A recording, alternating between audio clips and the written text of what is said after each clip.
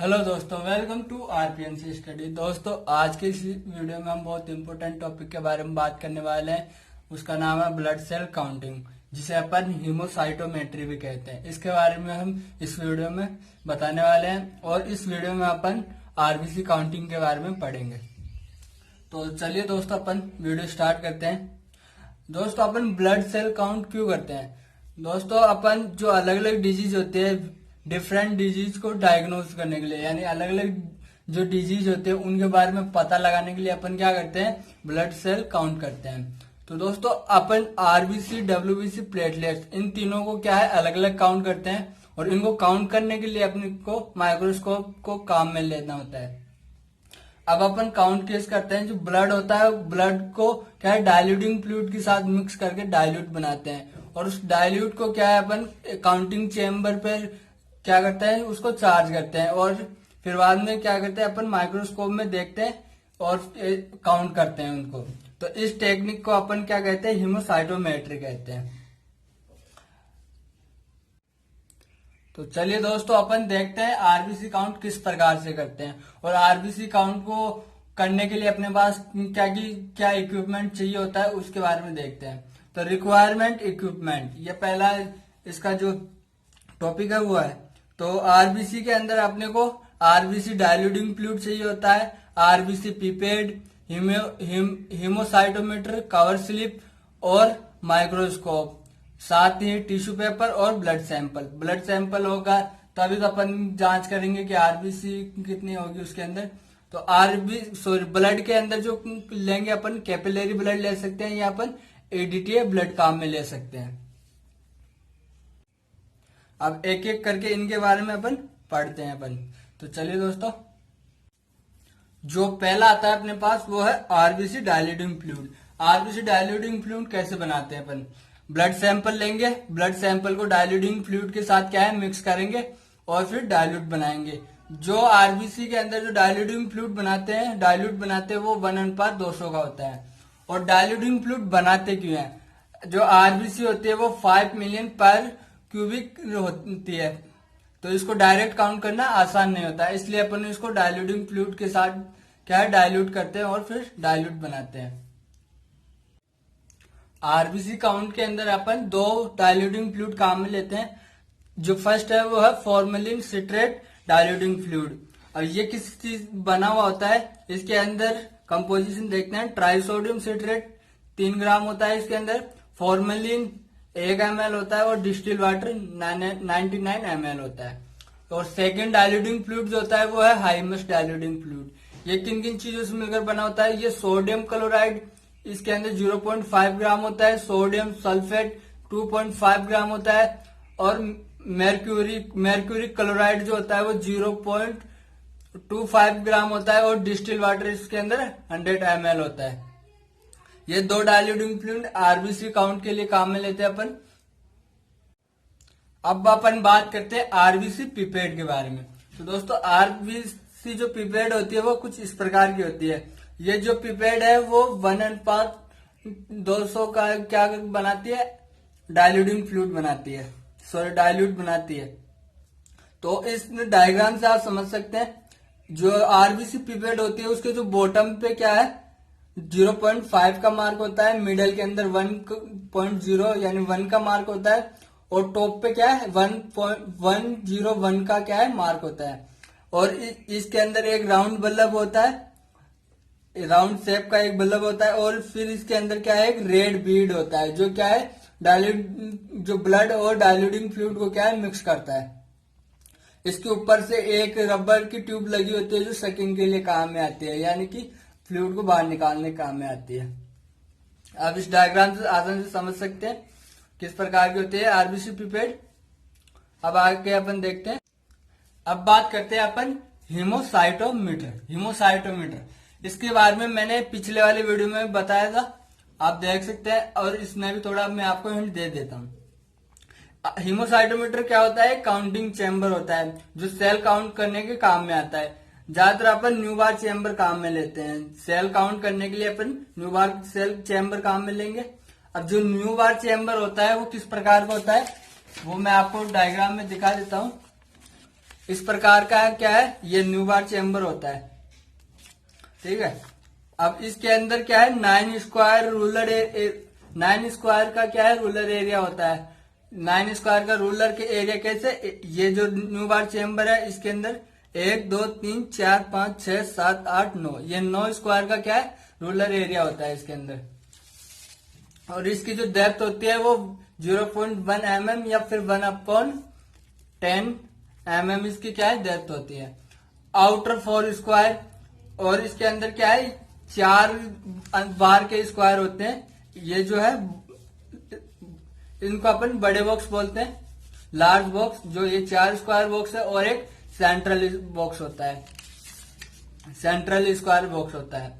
Central जो square box होता है वो हाईली रूलर एरिया का होता है। ये जो सेंटर वाला जो बॉक्स होता है वो हाई रूलर, यानी इन चारों से क्या है, ज्यादा रूलर एरिया का होता है, क्योंकि इसके अंदर क्या है, 4 बॉक्स में डिवाइड करते हैं और इसको अपन 5 बॉक्स में डिवाइड करते हैं। और ये जो क्या है 25 स्क्वायर में डिवाइड होता है। जो ये जो बीच वाला जो होता है जिसके अंदर अपन आरबीसी काउंट करते हैं वो क्या है 25 स्क्वायर में डिवाइड रहता है। और इसके अंदर क्या है कि 16 स्मॉल स्क्वायर के अंदर डिवाइड रहता है। अब इसके अंदर क्या होता है कि ये जो है जिसके अंदर मिडल जो बीच वाला स्क्वायर है इसके अंदर क्या है, अपन कॉर्नर में आरबीसी काउंट करते हैं। लेकिन इसके अंदर अलग से क्या है, पहले ये जो लार्ज बॉक्स होता है, फिर ये जो होता है ये क्या है, मीडियम बॉक्स होता है। फिर इसके अंदर क्या है, स्मॉल बॉक्स बना होता है। ये इस प्रकार का होता है। ये लार्ज बॉक्स हो गया, फिर इसके अंदर क्या है, मीडियम बॉक्स ये मीडियम बॉक्स हो गया, फिर इस मीडियम बॉक्स के अंदर क्या है, स्मॉल बॉक्स है।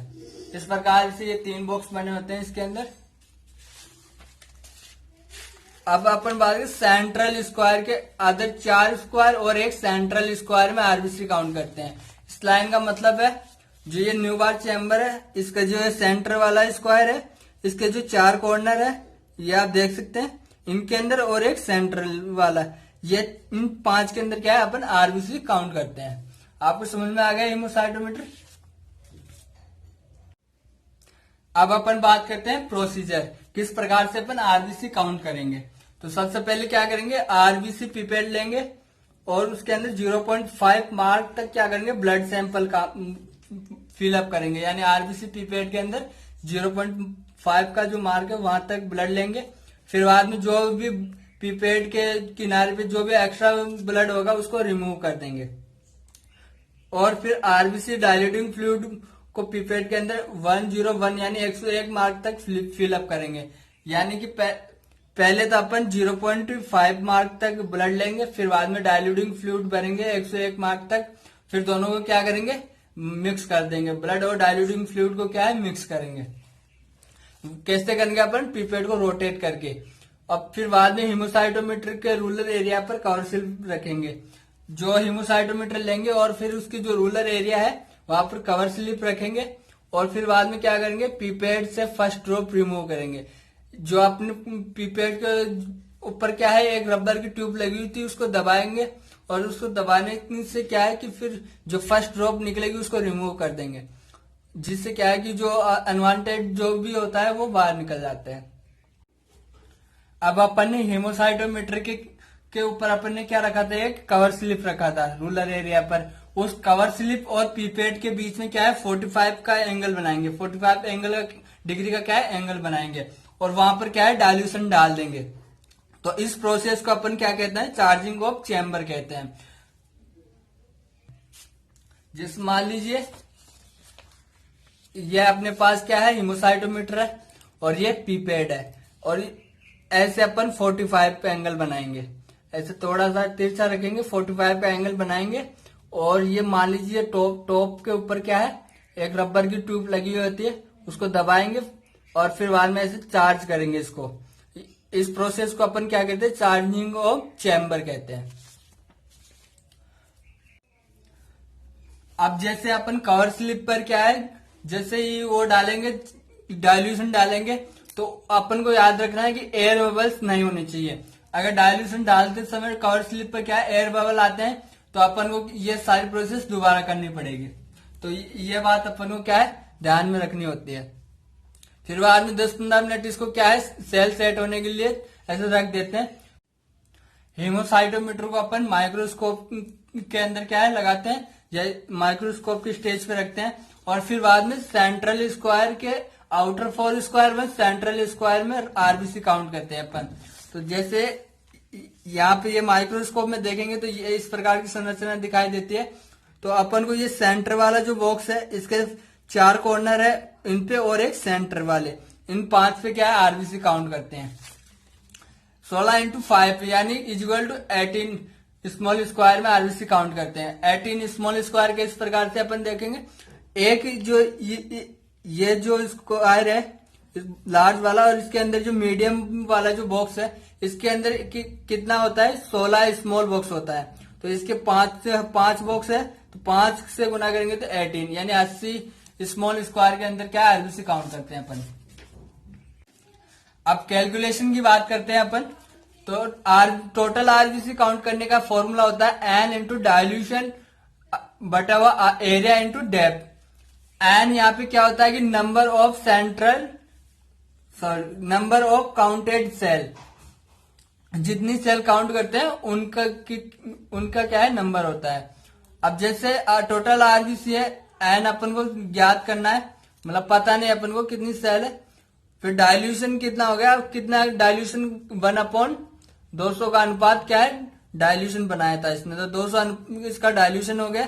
एरिया जो होता है 1/5, इसके जो न्यूबार चेम्बर है इसका जो एरिया होगा 1/5 है। मैंने पिछले वीडियो में आपको अच्छे से बता दिया है। तो 1/5 और इसकी जो डेप्थ होती है वो 1/10 होती है या 0.5 mm होती है। तो इसको सॉल्व करेंगे तो अपने पास ये n इंटू 10,000 पर क्यूबिक mm आता है। जैसा कि अपने को पता है कि जो आरबीसी की जो नॉर्मल वैल्यू होती है वो मेल के अंदर 5.0 से 5.5 मिलियन पर क्यूबिक mm होती है और फीमेल के अंदर 4.0 से 4.5 मिलियन पर क्यूबिक होती है। अब बात करते हैं अपन क्लिनिकल इंपोर्टेंस या सिग्निफिकेंस।